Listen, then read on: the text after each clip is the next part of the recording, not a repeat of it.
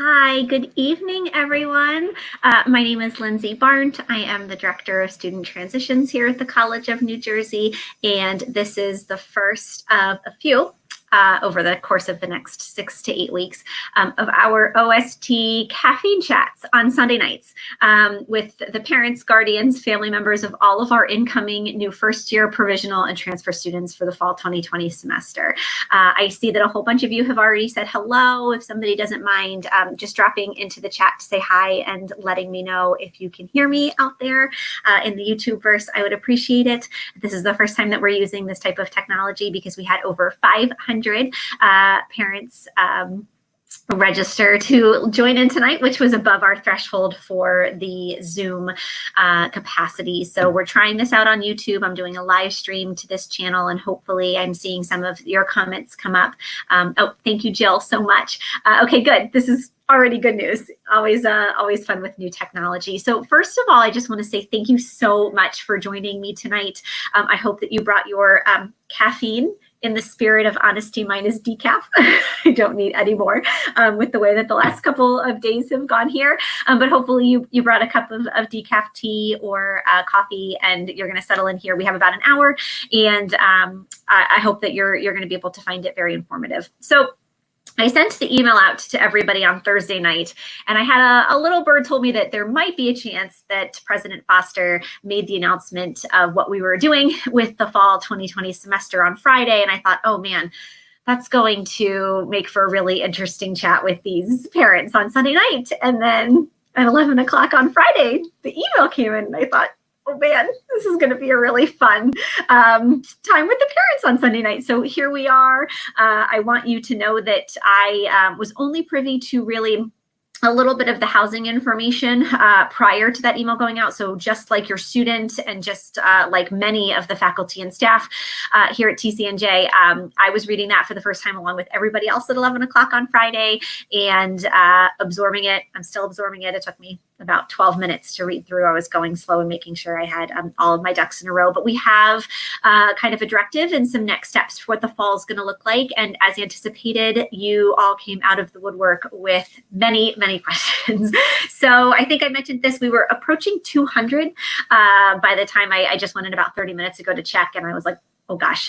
So thank you for that, because it really helped me make sure that I was addressing and providing the content that was as applicable as possible for you tonight going forward. So I'm not going to be able, obviously, to get through every single one. I also obviously don't have answers to every single one. But here is, something that I have been, and this is something that I always do every year, regardless of whether there's a global pandemic going on, just being transparent and sharing as much information as I have. So to the extent that I have all the answers I have now, I'm going to share them with you tonight. And for some of those broader themes that I don't not have the answers to yet, I will get back to you. I think the benefit, we're going to skip next Sunday, but then we're going to be together every Sunday after that through the middle of August. So the questions that I don't have answers to now, I will. And as soon as I have those pieces put together a bit more, I will share them with you.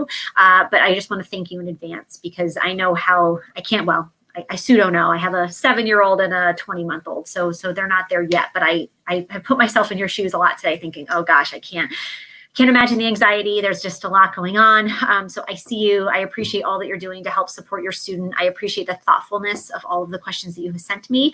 And I hope to be able to just share as much of that as possible tonight, and we'll get going here along the way.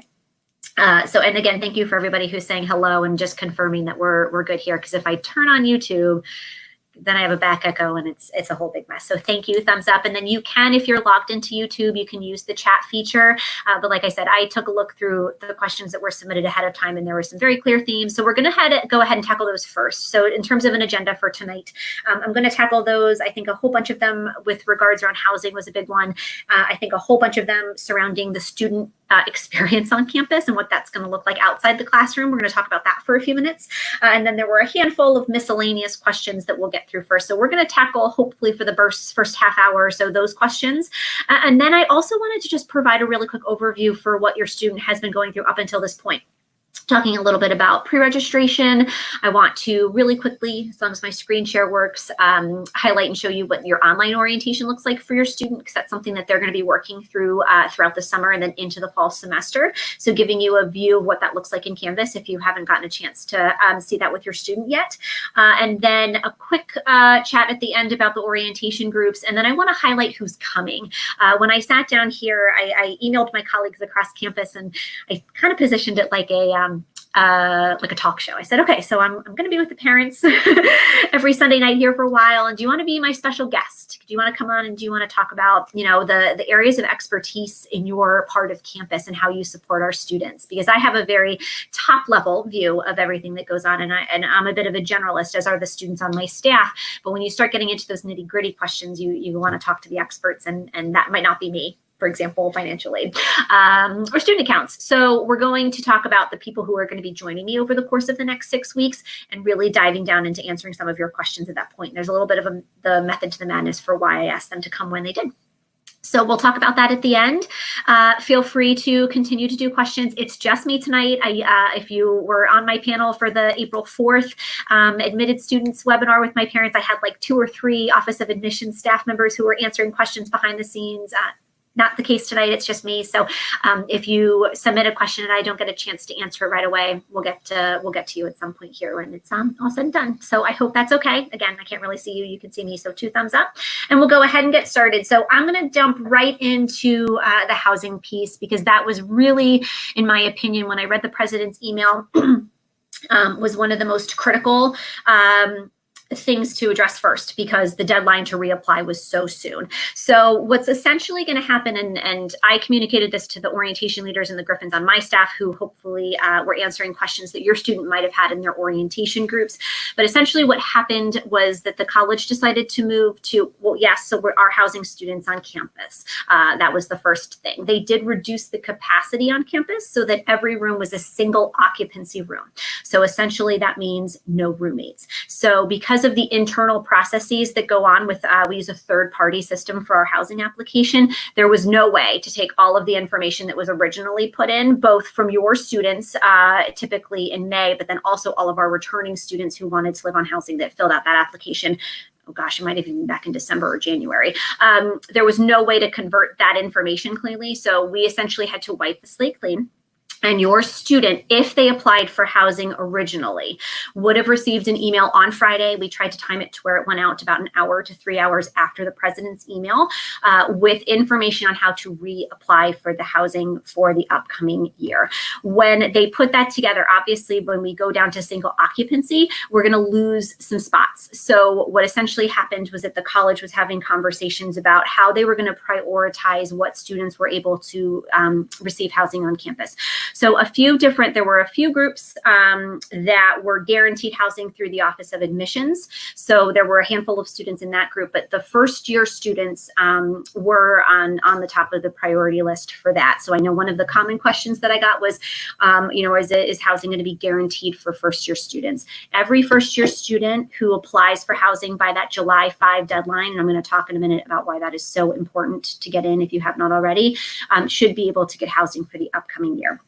There are, I believe there was a requirement, and again, forgive me, so I'm going to kind of toggle back and forth because all of this was new to me in addition to you, but I believe there was a requirement that you do have to be a full-time student to maintain that housing. So there were also a handful of questions when it came to if they drop down and they're only taking 1 classes or 2 classes, that student, to my knowledge, would not be able to live on campus. You do need to be a full-time student, and for us, that means that you're carrying a certain amount of course units. I think it's 12 course units. I'll follow up with you on that. So they need to be registered full-time to be able to live on campus, but there was a priority that was made to the first-year students for that. Again, there are other priority groups after that that are coming in as well. For any of the parents who have whose student is a transfer student coming in, the incoming sophomore students were also included in that in terms of priority. If they're an incoming junior or senior student, they wouldn't be guaranteed, and they're going to be put into whatever they're doing with the the mix for the upper class students. Okay, so that's a little bit about how the housing piece first. I mentioned that the deadline was very important. We only have a week to turn this around in order to, what's essentially going to happen is that every student, whether they're an incoming student or a current student, has to reapply for housing by Sunday, July 5. That is a very, very, very, very important date. So I was so happy that so many of you logged on tonight, because while I emailed the students and we follow up with them with my staff in the group me's and in the orientation groups, there's always a handful that aren't checking their email, or they're busy because there's a lot of other things that are going on. But if you are a student, parent of a student who definitely wants to live on campus next year, they need to get that in by, so it's a week from tonight, right? So that July 5 deadline for them there. There was a question about, I know that there was some mention in the president's email about the hotel option. So first year students don't have the option of living in the hotel. So if your student is an incoming first year student and they apply for housing, that's applying to live on campus. And the reason, well, I would speculate for a few reasons for that, but the biggest one being is that they're not providing shuttling service to and from campus. So the students that are living off campus are going at the hotels as an option, are going to need some type of transportation to get to and from. But the first year students, we're keeping them intact and we're keeping them on campus. So hopefully that clears up some confusion about the housing piece for that. If your student is an incoming transfer student who's an upper class student, when they go to apply for housing, that hotel option should be included on there in terms of their preferences. I did get a handful of questions about the move-in schedule. Oh, we're at our first. Not 100% sure. So I don't think that all of y'all are moving on campus in the same day. Typically that Thursday, this year it was slated to be August 20th, would be the big move-in day. It's the start of welcome week. We would have all 1,800 to 2,000 new first year and transfer students and provisional students move on campus on the same day. I don't really think that be feasible. So I anticipate changes to the move-in schedule. We have our very first meeting this week to talk about what that's going to look like. And that's me within Welcome Week, as well as the Residential Education and Housing Office. And we're under the same portfolio within Student Affairs. Tina is actually going to be on the call in a couple of weeks to answer some specific questions about that.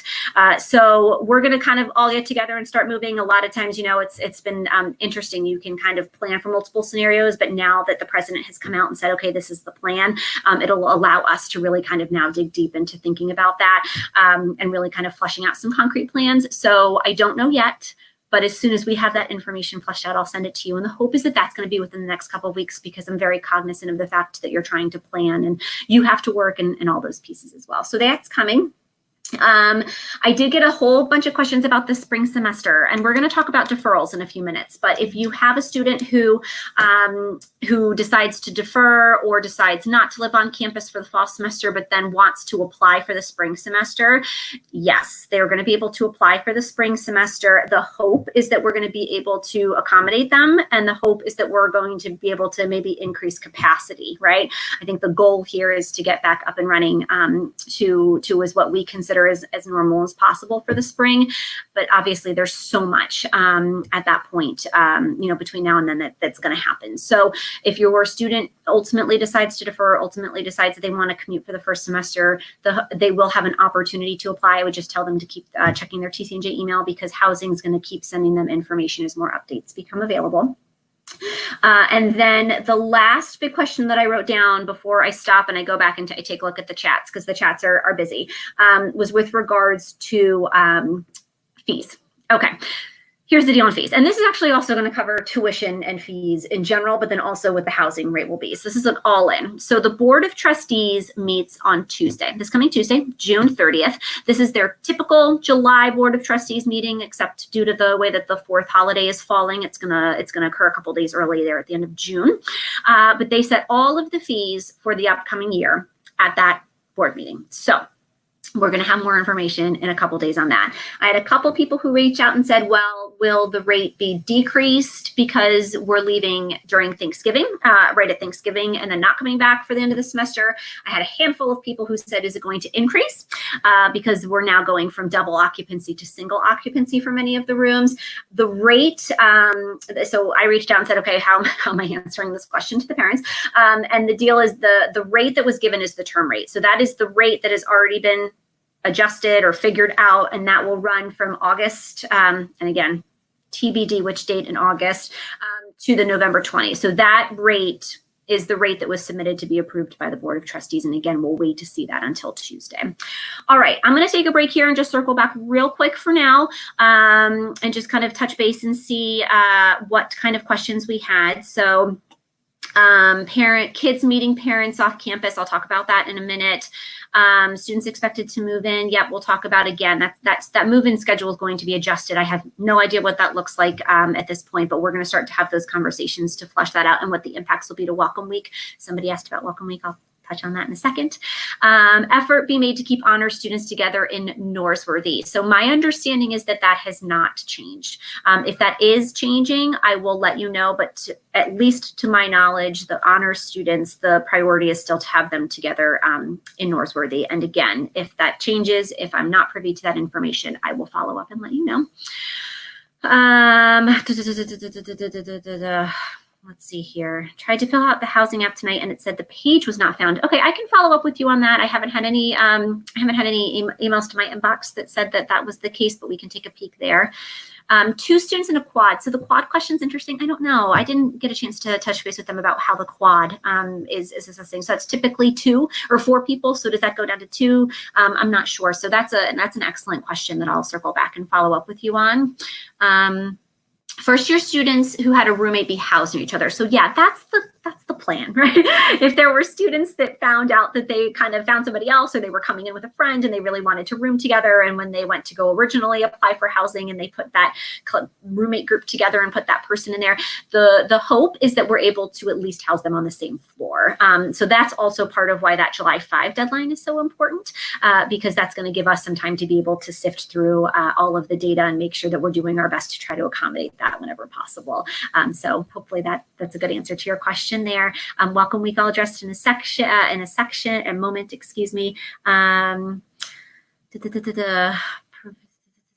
placement on campus. Okay, so I think that's most of, oh gosh, yes, meal plans. How could I have forgotten that?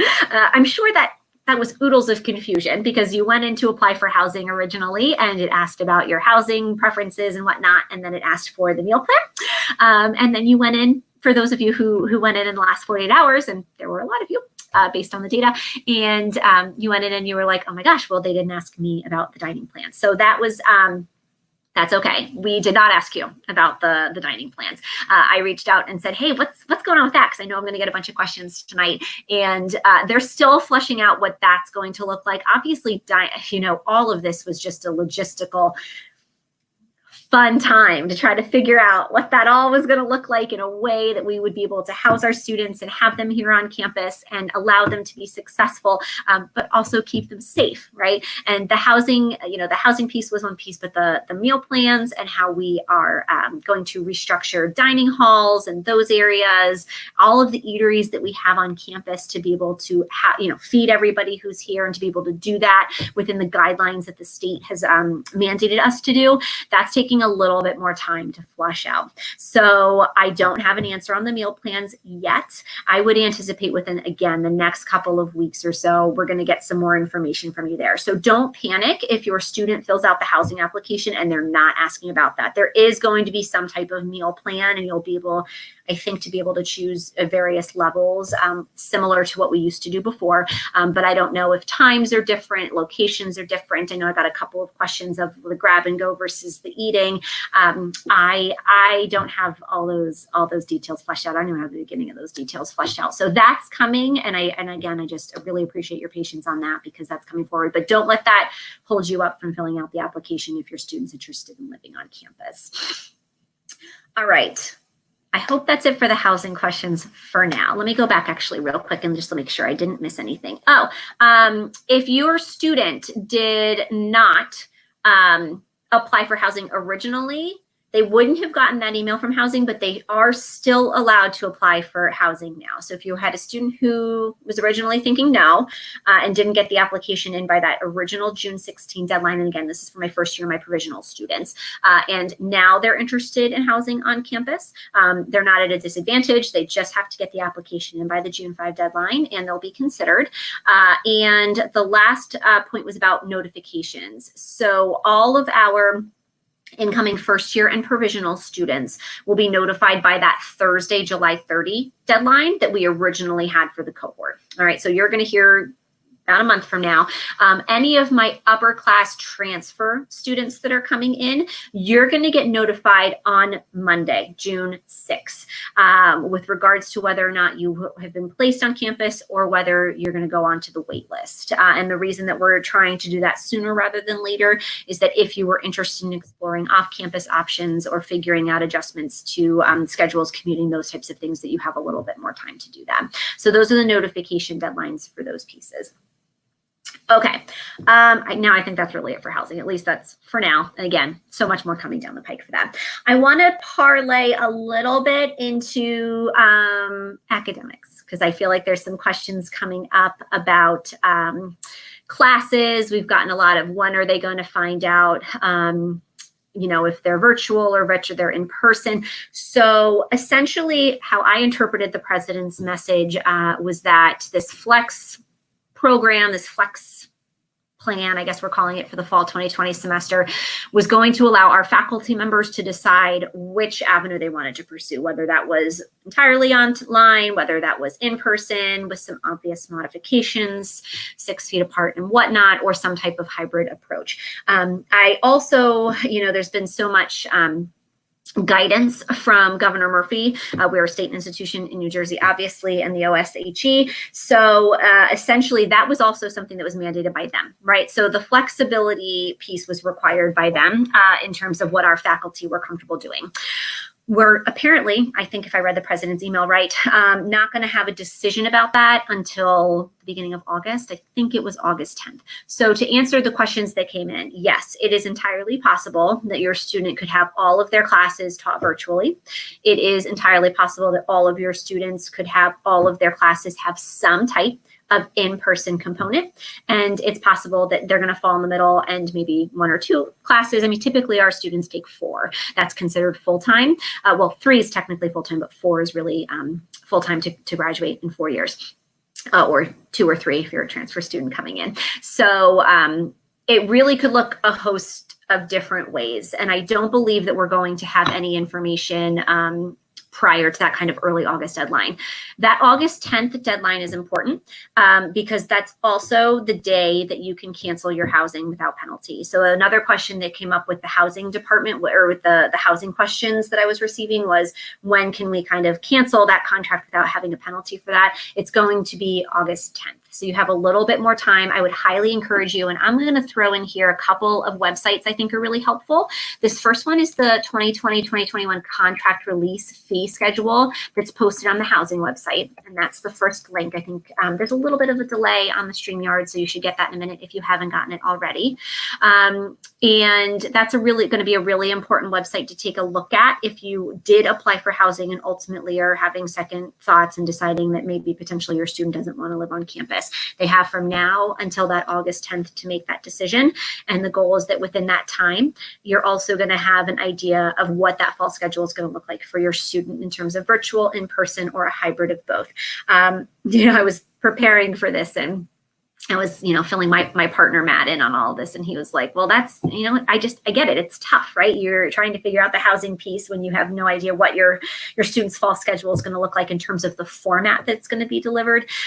So just make sure that you're at least up to date on the policies, on the deadlines, really stay organized with that, because the last thing that we would want you to do is get dinged a fee.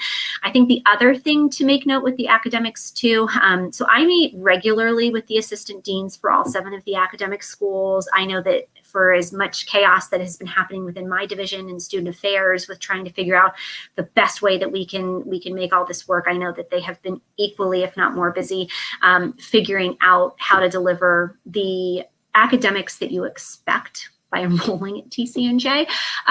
They have been working on it all summer. I know that our Office of Instructional Design has been, and all of our faculty have been beefing up on tools, utilizing Canvas, how delivering content online. I think part of the struggle, at least for a lot of institutions, and this was not specific to TCNJ, in the fall, was that it was very abrupt. People went home for spring break and then that was it.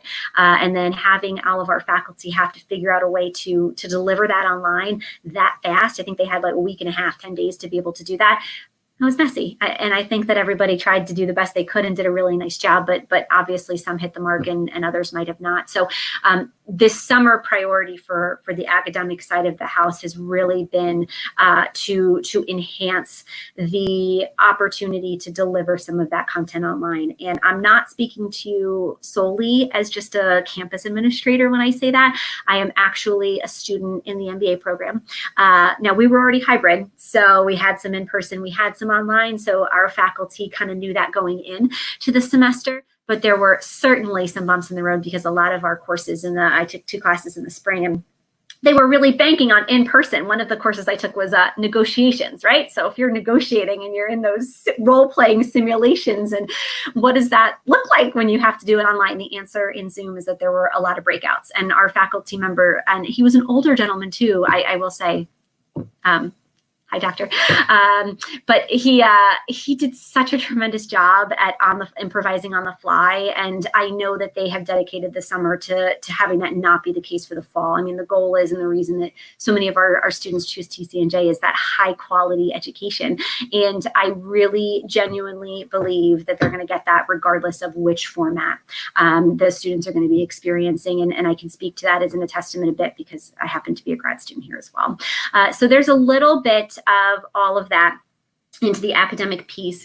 Again, I think that similar to us not knowing too much about what was going on with the bigger plan of things with that email Friday, the academic side of the house is also digesting. So the hope is that when we meet together in 2 weeks, we'll have a little bit more information to share with you about what that looks like. But little bit of an update on that. Another question that I got pertaining to the academics was about schedules. Lots of questions about the schedule. And this was something I was going to cover with all of you anyway, as a part of just catching you up to speed with what's going on with your students. So very short answer first. No, the schedules are not finalized, not even close.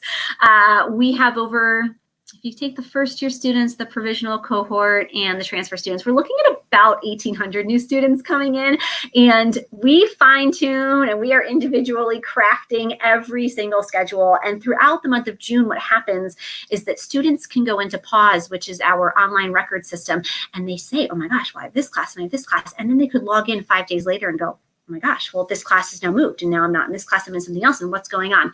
It's a jigsaw puzzle throughout the entire month of June. We are placing people, not placing people, tweaking things around. Hopefully one of the reasons that you're excited about TCNJ is our small class size, and that gets a little nitty gritty, right? We're not a huge state school that's just spits into a computer and out come your classes. There's a lot of thought and a lot of intention that comes into really crafting a good schedule for your student. So to answer your question, no, it's not done yet. It's still going to get tinkered for the next week or two. The other factor that comes into play here is that the AP scores are going to come in, hopefully, beginning of July. We typically get them right around the 4th holiday, depending on what day of the week the 4th falls.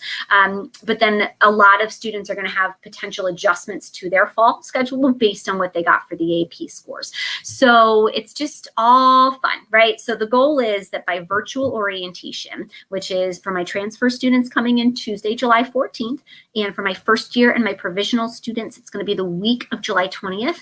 You're going to have an opportunity as a part of that. There's going to be a session for most of you, a synchronous session with your academic department. And they're going to walk you through, hey, here's why you were enrolled in X, Y, and Z.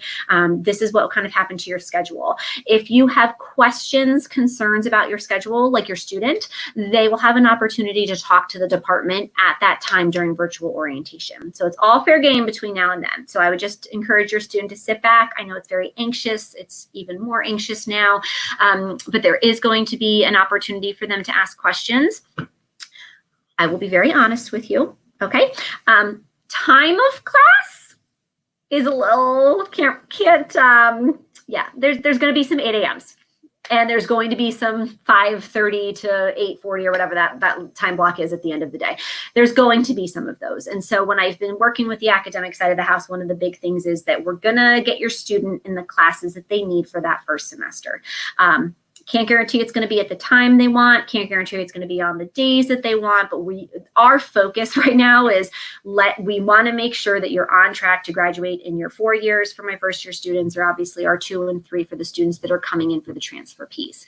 The other really important thing that I will say here, without going into too much detail, because we're going to talk a lot more about schedules in one of the later coffee chats or caffeine chats. Excuse me. I'm actually a tea drinker myself. And one of the other questions that comes up is, oh gosh, I lost my train of thought because I was so excited for my tea. What was I going to say? It was a good point. Okay, I'll come back to it. But there's where we are with regards. Oh, yes, I remembered. Good. Okay. So we're really focused on getting you into the classes. I have a couple of students that if you're commuting, right? Obviously, and I go through this with my transfer students all the time. If you're commuting to campus, if you're an hour and you're an hour and a half away and you're looking at your schedule and you're like, oh my gosh, like it's spread out too much. Like I really want to try to consolidate so that I'm not coming to campus all 5 days of the week or whatnot. You will have an opportunity at virtual orientation to talk to your department chair or to a program assistant in your department to say, hey, I'm commuting. Is there any chance that there's other sections of this class open to where I can make it, work around so it's a little bit better for my schedule? For my commuter students, typically, and for my transfer transfer students in general, that first semester is always the hardest, right? Because all of campus registered for their fall semester classes in April. So now we're trying to get everybody in. We're trying to fill sections and whatnot. So that's coming, but just know that if you're commuting and you're looking at your schedule and it's rough, virtual orientation is going to be the time to talk to your faculty member. I think the last point about this with regards to the classes, at least what I can share with you right now, is that they need to be checking their TC&J email, right? So some departments have already been reaching out to their new students, whether they're a transfer student, whether they're a first year student. Some departments reach out ahead of time and say, hey, I need you to fill out this. I need to get an idea of what classes you want to take for Y and Z. This is more particularly for my transfer students because they don't have that first semester worksheet to fill out or the provisional student worksheet to fill out. You need to be checking it. I'm aware of maybe about 80 to 85% of the emails that you're getting, but I do not have a master view of which department is emailing which student at which time to be getting that information. So checking the TC&J email for your student is incredibly important. Every day, every 2 days, I wouldn't go more than 2 days just because you don't want to miss anything. And for my transfer students in particular, and I put this in the last Transition Times newsletter, if your department hasn't reached out at all, like if there's crickets and you just haven't heard anything, don't take that as a bad thing. I have been at TC&J for, oh gosh, in November, it'll be 9 years now. And the thing that I have learned is that we have 7 academic schools and all 7 of them do things very differently. So some of them are going to reach out early, but some of them are going to be like, nope, we got you. We're going to have a nice conversation at virtual orientation. We'll get you into the classes we need. We'll be good to go. It just kind of depends on their staffing, on all the other activities and things that they have on their plate. And so it's either way is good. So don't panic. You'll have an opportunity at virtual orientation to do that, but make sure you're checking your email. All right. I think that is all I have in terms of the academics. I think the last thing to round up this tuition fee, housing, academics, and these were kind of some of the bigger questions here that we're getting, was with regards to the deferral process, a deferral policy. So the other link I'm going to put in the chat for you all right now is the link that admissions gave me. And this is all going to explain all of the policies and the protocols for if your student ultimately decides they want to defer. I think the key things to highlight in this FAQ here, there is a link to request the deferral right on that website. There is a counselor available. Her name is Caitlin Neenstead. She is dedicated solely to helping anybody who has questions about the deferral process answer those. So there was an opportunity to email her or sign up for her I think you can book me for an individual appointment. The deferral process is typically either 1 semester or 1 year. And then depending on which what option that is that you ultimately apply for and if it's granted or not, will dictate some of the other questions that I have down here. Classes will deferring. So typically in a normal year, you would not be allowed to take any classes at another institution if you're deferring for a semester or for a year. Okay, for those traditional gap year students, a lot of times some of our students that are in basic training and they are going into ROTC typically have to take that fall semester. There's some of our students that start in the spring semester. So typically in a normal year, you're not allowed to do that. This year, admissions has lightened up and said for this cycle only, you'll be allowed to take up to 2 courses per semester at another institution while you're deferred. However, you cannot be a matriculated student at another school. So essentially, you either need to be a non-matriculated student or you need to be a visiting student. And you can take up to 2 classes at a community college or another institution, and the deferral process will still be intact. You do still have to submit your enrollment deposit here, and you also do orientation the semester before you come in. So I do a program obviously here over the summer, an orientation this year is virtual. We do a welcome week program. We also do a combined orientation and welcome week program for our students who start in the spring semester. So if you defer for a semester, you're not going to participate in anything this summer, and you would be participating in the program that I'm going to put together in January. If you defer for the year, then you're going to do the same process that you've been going through now and participating in those programs in 2021 instead. Another question that typically comes up, the latest you can request a deferral is September 1st. And then the other question is scholarships and financial aid. And how that works is that if you're only deferring it for a semester, if you did have a merit-based scholarship, your financial aid package and that scholarship would be intact. But if you do defer for an entire year, your entire application will be re-reviewed for merit-based aid, and then you'll have to resubmit your FAFSA for the following academic year. So hopefully that website is helpful to giving you some information about the deferral process. If you have any questions about the deferral process, don't send them to me. You're just adding an extra step to the process. Just go right to admissions and they'll be more than happy to answer your questions for you. Okay, I'm just going through my checklist. I'm a big checklist person if anybody else is there. Okay, I think that the last, 2 things left, and I left both of them because they're a little bit more, I don't have a lot of info. The first is with regards to health and safety. Lots of questions about testing on campus. What happens if somebody gets sick? Are you going to be doing screenings? All those things. I don't have a lick of information for you on that. I'm so sorry. It's great questions. I will tell you one thing. The director of the Student Health Services Office, her name is Janice Vermichuk. She is, well, I say this about a lot of people, but she genuinely is one of my favorite people on campus. She has been involved in every single conversation since this started. She was in the first meeting with the crisis response team back in March when all of this blew up, and she has been there every step of the way, providing just absolutely fantastic knowledge, cutting, just on top of all of the announcements, on top of all the policies as a state institution, all the things that we have to adhere to on those levels. She's been involved every step of the way. I don't know what she's cooking over there, but she's cooking some good stuff. And I believe that a lot more about that will be coming out. It's outside my area of expertise, but based on everything I know about her as a colleague of the last 9 years and just how she's handled the situation to date, I think she's one of the unsung heroes at TCNJ in the last couple of months. And I would anticipate you hearing a lot more about that. The health forms, make sure you get those in by July 15th. Lots of information. We'll talk about online orientation in a minute there. So I'm sorry that I don't have more on that, but I know that that's coming. I know there's certain things that every student's going to be receiving. And I know that there's going to be oodles of policies and procedures in place. So just sit tight and I promise we'll get that information to you as soon as we can. And then the last one I have is probably one of the biggest ones I got. And rightfully so. Just, questions about the college experience, questions about Welcome Week. In the president's email, she alluded to athletics being canceled, some of our larger scale programs like homecoming, family weekend being canceled.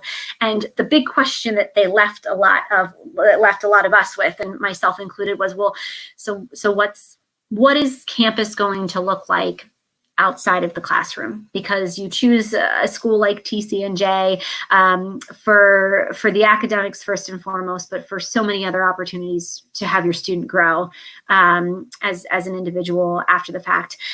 So I don't know. That was, a big question mark. And I had a whole lot of questions as I was going through reading the president's email for the first time for how that will play out. Student involvement, myself, we're all under the same portfolio of student services within the Division of Student Affairs. And I will share with you a few things that I know. One, I do plan Welcome Week. There will be a Welcome Week.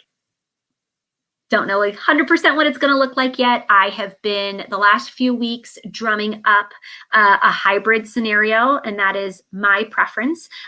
So for example, all of our mandatory sessions, so these sessions where we would typically bring all 1,800 students into the recreation center for mandatory training, or not training, I should say, mandatory sessions, right? Those will not be in person. Rightfully so. So I have been working on real envisioning that content for what that will look like in a virtual space, because that content is vital to setting the tone for the mission, the values, the expectations that we have as your student being a new member of our TCNJ community. Some other stuff is going to get moved. So when I look at your student and I look at them coming in to the college, they're not magically done with Welcome Week. It's not like they spend 5 days with my office and then all of a sudden, like, boom, oh, they're ready to go. No problems. They don't struggle at all after day one. We know that that's not true. We know the first 6 to 8 weeks of this semester are critical, and we know that there's a lot that goes on in that time frame that we have to continue to support our new students. So I have been exploring, and this has been a bit of a silver lining personally for me. A lot of the feedback we get from Welcome Week is that it's too busy. I get students who are exhausted. I get students who are like, oh, I couldn't go to X and couldn't go to Y because there was so much overlapping stuff and there was too much to do. And it's a very hectic time to begin with, and this big change. And for the record, first year provisional transfer students, they all participate in Welcome Week. So I've been really trying to think to myself to say, okay, are there programs during Welcome Week that don't necessarily need to be in Welcome Week? Are those programs that we can host in the first 4 to 6 weeks of this semester, remove them from that condensed schedule, and really then provide more of an opportunity for students to engage in those concepts, into those activities? So part of it is we know that there's going to be some content that has to go online because of restrictions from the state level based on space.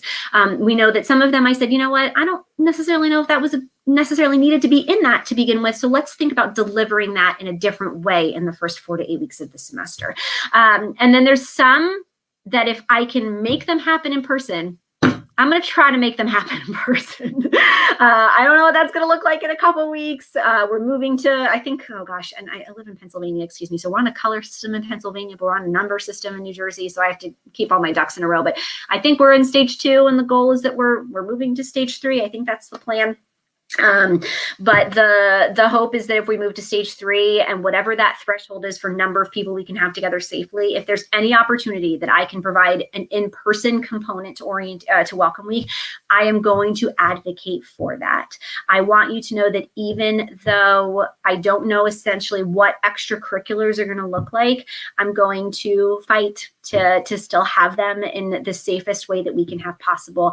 I hear you loud and clear that you don't want your student to feel isolated, that you don't want your student to not be engaged outside of the classroom. You don't want them not meeting other people. I mean, that is a huge core to the college experience, and I will fight. I don't know how far I'll get, but I want, and it's more than just me. I know that there are many colleagues in my area that feel the same way. So I think a lot of what's going to be planning and thinking about the next 4 to 6 weeks is, what are the changes? We're monitoring how the virus is progressing. Thankfully for New Jersey, that's a downward trend versus other parts of the country.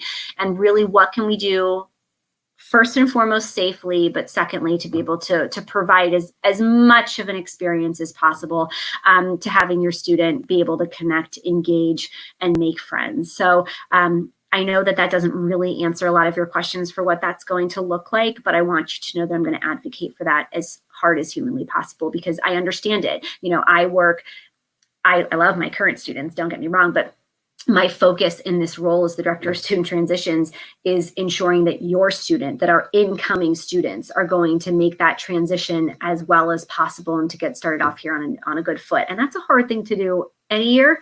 It is an impossible, I'm not going to say impossible. I don't believe in that. I am possible. But it's an added challenge here with what we've got going on at the state level with this global pandemic. So that's what we've got there. I know there were also probably some questions pertaining to what the residence halls are going to look like in terms of programming. We do a ton of programming in the residence halls.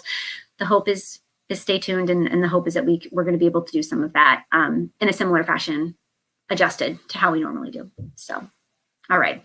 Y'all are coming in with so many questions. I will go back and read all of them, I promise. And here I thought, you know what? I wonder if I'm going to fill a full hour, and we're already at 8:15. So that was the big stuff. I will go back and take a look at other questions. I encourage you to email the student transitions at tcnj.edu account if you have specifics. Again, with patience, because it's just me and Frank, who is my office assistant for the summer and is really just an absolute rock star. He's a rising senior here at the college. And we'll go from there. So a couple of other things I wanted to touch on really briefly before we only have 15 minutes left, but I wanted to get through them. And the first was I wanted to take you quickly through what your online orientation looks like for your students. So we already had a hybrid model, and I did a video and sent it to the students in the beginning of the summer. I think in the spring semester, a lot of schools were scrambling to put together an online orientation because they knew they weren't going to be able to facilitate anything in person. And we already had that. We took a very unique kind of hybrid approach to the orientation process for all of our new students. And it was comprised of both an online orientation and an in-person component. Obviously, the in-person component is now going to be virtual just by nature of what we're dealing with. The online orientation component is really fantastic. It's hosted in Canvas, which is our course management system. All your students are going to be using Canvas in some way in the fall semester. And online orientation, having them get in there and look at it now, is just a really great opportunity for them to familiarize themselves with what they, with what that looks like. And it went through a complete redesign this spring just to make it a lot more user-friendly and a lot more engaging in terms of the content, and just reevaluating the types of content that we were putting in there. So I'm going to attempt a screen share real quick here to be able to give you a look at what it looks like for your student. So let's see here. Okay.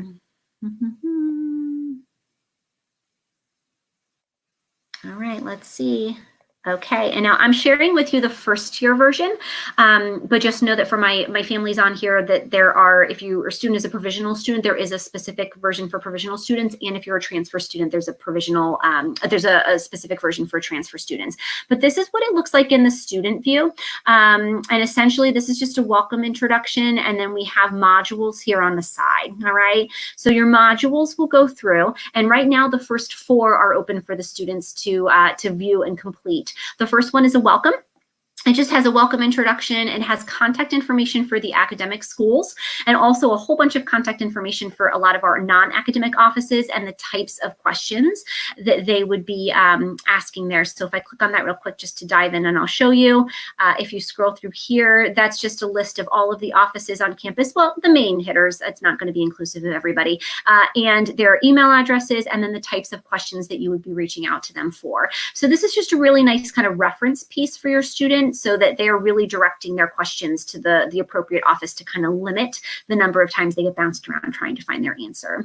The first one was module 1 was course registration. So this looked very similar to the provisional student version. It was very different from the transfer version. So I just want to be very clear on that. It walked them through liberal learning overview, which is our general education curriculum here at the college. Talked a little bit about the advanced placement scores. It was their first semester worksheet, which they completed. Our provisional students completed a similar provisional student worksheet to give us an idea of the types of courses they were interested in taking. We were collecting information about their AP scores, what types of classes they took in high school. The first semester worksheet and the provisional student worksheet was essentially, if you were to sit down and have that one-on-one conversation with somebody at TCNJ about the types of classes you wanted to take and what your semester would look like, that's, times 1,800. That's how we facilitate that conversation. So that worksheet was due a few weeks ago. And what we do is that our academic departments have access to those worksheets, and that's what they're using to build your students' fall schedule. We're going to talk a lot more about how that schedule is built in a couple of weeks when we have Frank on, and I'll talk about that in a minute. And then a little bit of information. Again, this is only for our incoming first-year students about the summer reading assignment. Module 2 was the same for every student, regardless of the section that they're in, and that was just information about our placement testing and assessments. And then Module 3 was navigating TCNJ. These were a lot of the non-academic components that we had to have them start working on first. So information about the pre-entrance health forms, their ID card, the housing application, and then dining services, which again, some question marks now that we have some direction there. So I just wanted to really quickly kind of give you a look at what that looked like. to kind of see what your student is looking at. And I'll just kind of drill in here and give you another quick little example here. There's links that go directly to what they need to do, some specifications if there were changes, and then just some context and information about, their particular, action items. The hope is that this was a bit of a one-stop shop for your student to be able to have all of their transition information in one setting. So I wanted to just really quickly show you that because the parents don't have an equivalent version this year, but I just if your student hasn't been talking about online orientation, or if they're like, if you ask them like, are you doing online orientation, and they're looking at you like, what? Might be good to go back, read some emails, have some conversations. There's all sorts of emails I've sent them about that. But I wanted to just let you know that this vehicle exists. There will be a new module opening in online orientation the week prior to their virtual orientation. That's going to have some more tutorials. It's going to have some more information explaining how their schedule was built. So that's something that they want to get in the habit of looking at. And it's not going to be just for the summer. My vision of it, and especially important this year, given the fact that we are going to have a virtual component to what the fall will look like. We're going to use online orientation and continue that into the fall semester. So just really thinking about how can we kind of continue to support your student in a more intentional way throughout the course of that first 16 weeks of that fall semester. So I wanted to really quickly highlight that. I know that was very brief. If you have any questions, again, you can throw it in there. I did thank you for answering that question, Ben. It was Canvas. You can get to that by just going to today.tcnj.edu. Everything, all of our applications, all of the different things that your student is going to need to access, from their email to the Canvas, which is again their course management system, health forms, all that stuff is accessed via today.tcnj.edu. Okay, 10 minutes. I think I'm in all right shape. So the next two things. The first I wanted to do was talk a little bit really briefly about the orientation groups. Okay, so normally we don't do this. This is a fun thing, right? When I was sitting there in April and I was like, wow, we got to figure out what we're going to do for these new students. The very first thing that I said that we need to address is building community. I said, there's no way that we're going to be able to do what we normally do, which is kind of just wait. We see them at orientation, we give them a high five, they get their schedule, they meet some people, they're like, okay, we're good. And then they come for welcome week, and really welcome week was the time that we said, okay, like, here you go. Here's the all-in. That wasn't going to work. These are not normal times. And I really viewed it as a great opportunity to say, well, maybe we should have been doing this before, right? Like, why wouldn't we want to start building community earlier? So I took all of the first year students and the provisional students together in one group, and I took all the transfer students in another group, and I randomly split them up. And I assigned them to our orientation leaders. So you have an orientation leader if you're a first year or provisional student family, and you have a griffin, which their name is the Mythical Protectors of Lions. I think it's kind of cool. I inherited that a couple years ago when I took over. So the Griffins are responsible for our transfer students, and the group ratio is about 25-1. So for each one member on my staff, there's 25, 26 students that are in their group, and their orientation groups, or OGs is what we're calling them. They are meeting every other week online, all summer long. All right. So they already did weeks 1 and 2. They took last week off. This week, they are coming up on meetup number 3. I would say that based on feedback with my staff, that about, I would say over 50% of the students in each group are showing up regularly to their sessions. I think that should be 100%. And here's why.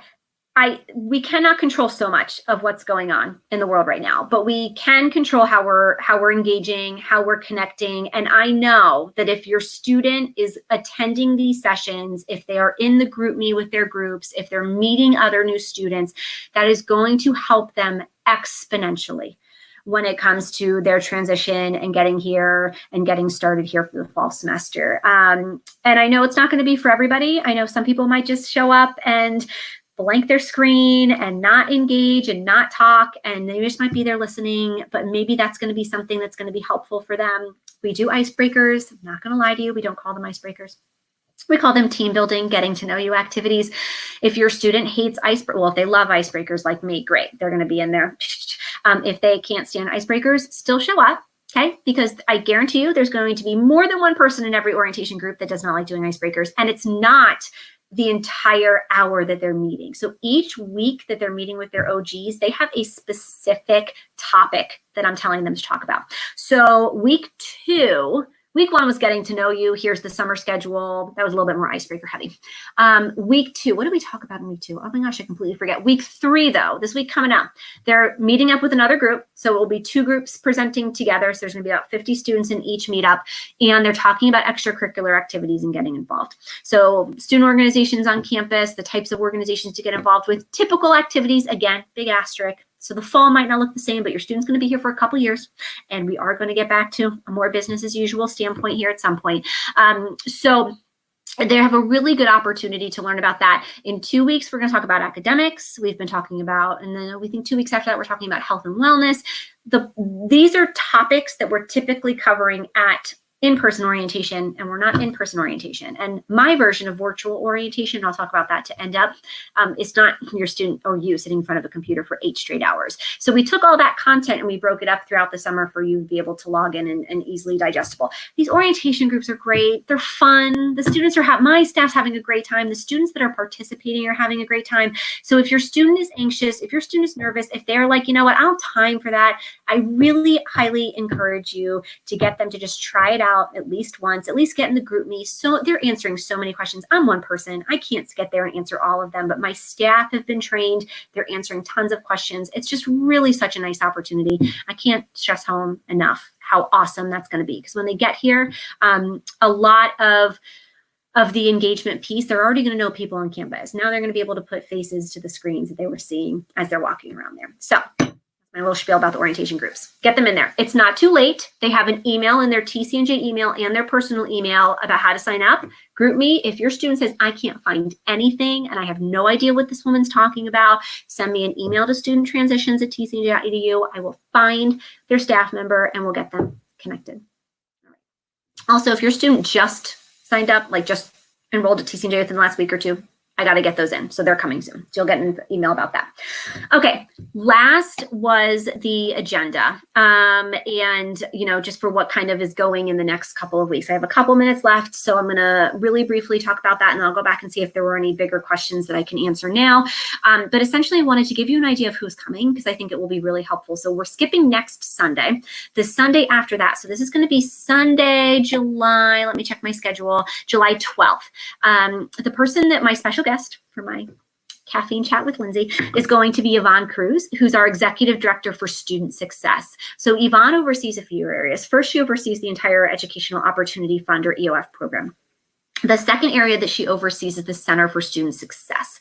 They, if you think about them, they're the non-academic tutoring, right? So they do workshops and sessions. They have peer advising coaches on all of the broader topics that are not content specific. So time management, how to study and take notes, how to prepare for finals, staying organized, you know, a lot of those transitional pieces that the coursework coming from either high school to college or from your other institution at TCNJ, some of those non-academic components, they provide such great content for supporting students in that role. The provisional students are also supported through the Center for Student Success, and it's also responsible for our Pride Mentoring program. So those pieces are under Center for Student Success, which falls under Yvonne, and the Tutoring Center and the Writing Center also fall under Yvonne. So your academic tutoring, your non-academic support, and the EOF program. So she's going to be able to really fill in a lot of cool gaps about how to support our students outside of the classroom academically. And I know that was a question that came up for a lot of you all in the questions that you submitted to me. So she is up on July 12th, not to be missed. She's great. The week after that, so Sunday, July 19th, that is the week before first year student orientation for virtual orientation starts, and my provisional students, we're going to have Frank Cooper on. And Frank is the Executive Director for the Office of Records and Registration. We are going to talk about FERPA. Authorized users. We're going to talk about new student requirements. So for my new students, you're only taking 4 classes or 5, but it looks like you're taking maybe 8 or 9. So we're going to explain what that is. And there's certain courses that you have to take or modules you have to complete just because you're a new student. They're like a one and done thing, but we're going to talk a little bit about that. What else are we going to talk about with Frank? And then the entire pre-registration process. So I gave you a very brief overview, but we're going to talk about how your student schedule was built, why courses went in the way that they did, and we're going to be able to talk about that. So that's going to be right before first year provisional orientation. Then the 26th, this is going to be a big one. Sunday, July 26th, I'm going to have Scott Safera on as my special guest. Scott is our director for the Office of Student Accounts. This is important on July 26th because on Monday, July 27th, the bills go out. So you have questions about the billing calendar, payment options. His office oversees the ID card. He oversees parking services. He oversees the student health insurance plan. Oodles of questions. If you have, more questions in the meantime, I can answer them, but that's going to be a really great session to attend because he's going to talk about that. He also typically co-presents with the bookstore, talk about textbooks. I don't know, I haven't reached out to see if Kim's available yet, but if she is not, I will be able to pass that information along, but we'll talk a little bit about textbooks then too, because we're not ordering textbooks until after orientation when your classes are finalized. So we'll talk about that. And then August. Two big ones in August. So Sunday, August 2nd is going to be, I have two special guests. So Shannon Conklin and Avani Rana, who are directors in our Office of Career and Leadership Development. They just merged. So they're on kind of different wings of that. But I think a big reason that a lot of students choose TCNJ, well, there's, I think, a lot of reasons, but this is a really big one, is our outcomes, right? Our students get into grad school. Our students get into great job employment. They get lots of positions. There's really high in terms of those outcomes and our students getting out there and getting into the things that they want to get into, whether that's grad school, whether professional schools, or whether that's employment, to teaching, teacher positions, all those things. So they're going to come on the 2nd. And they're going to give you all sorts of goodies, outcomes, how they support students. Let's say you have a student who's enrolled in a major and they're like, Mom, Dad, I have no idea what I want to do. Great. They're going to talk about career and exploration, major exploration. So that's going to be a really awesome session if you can make it to, and that's August 2nd. And then the last one, I think, is going to be Sunday, August 9th. And that is my dear friend, Tina Tormey, who's our director of residential education.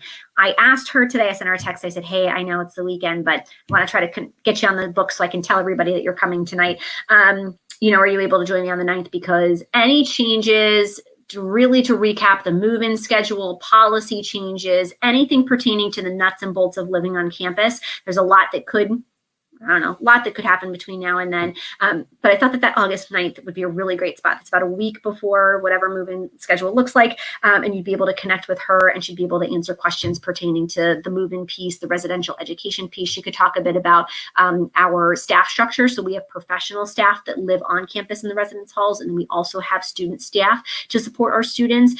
They're all staying intact, even though we're going down to single occupancy. So more information to come on that. So just to give you an idea that, my thought was, let's get all of these people in here. These are programs that these people would, my colleagues would typically be hosting in a virtual orientation space, but that they aren't because, again, as I mentioned, we don't want anybody sitting in front of their computer for 8 straight hours. I don't think I've taken a single sip yet. Okay. 8:32. Thank you for sticking with me if you're still there. One final thought, and I'll cover this in a couple of weeks to talk a little bit about virtual orientation. If you're a parent or family member of a transfer student, the schedule is coming out next week to give you an idea. And then for my first year students and my provisional students, your schedule will be coming out the week of July 6th. So schedules are coming. You will not have to plan on the whole day. There's going to be some academic programming, some non-academic programming. We're going to give people space in between. I don't think it's, I've sat in front of a computer for several hours as a grad student. I don't really like it, so I don't want to put you through that. So I would envision and blocking off some time in the morning. If you have an education student, I would be ready to go by 9 o'clock because I know that the education sessions are going to start at 9. But typically for most departments, there's going to be some academic stuff in the morning. There'll be a break for lunch, and then there's going to be some student engagement opportunities. We're going to talk a little bit about signature experiences, some of the opportunities for things like study abroad, research, leadership on campus with my staff in the afternoon. And same, that format will be very similar for the transfer students for transfer orientation as well. So more to come on that. As I mentioned in my email, there is no parent programming during virtual orientation, so there's nothing that you have to do. This is really just for your student to be able to connect, to get questions answered about the schedule, to have an introduction to their department, and to meet some other students in their major. The way that the orientation groups are set up right now, they're completely random, but the goal with the programming for orientation, virtual orientation, is that we give them an opportunity to start connecting with the people that they're hopefully going to see in the classroom. Okay, I really could go on and on. At first I was afraid I wasn't going to be able to fill the whole hour. And then I was afraid that, we could be here for hours on end. So I just want to say thank you again so much for tuning in. This will be live streaming this session to this YouTube channel. For all of the future sessions. I don't know if there'll be an RSVP form or not. It's just helpful for me to kind of have an idea who shows up and who doesn't. I'm going to end by putting my general email in the chat. So it's just studenttransitions@tcnj.edu. Thank you in advance for your patience. We're trying to get through everybody as quickly as possible, but we're pretty short-staffed here as it is. But I just want to thank you so much. I hope that you found this information to be helpful. If there's anything that my office can do to help support you or to point you in the right direction, to help your family feel more comfortable in weighing all of your options for this, please let me know. But otherwise, I hope that you have a great night. Thank you for spending some time with me, and we'll be in touch soon. Okay, take care. Thanks so much.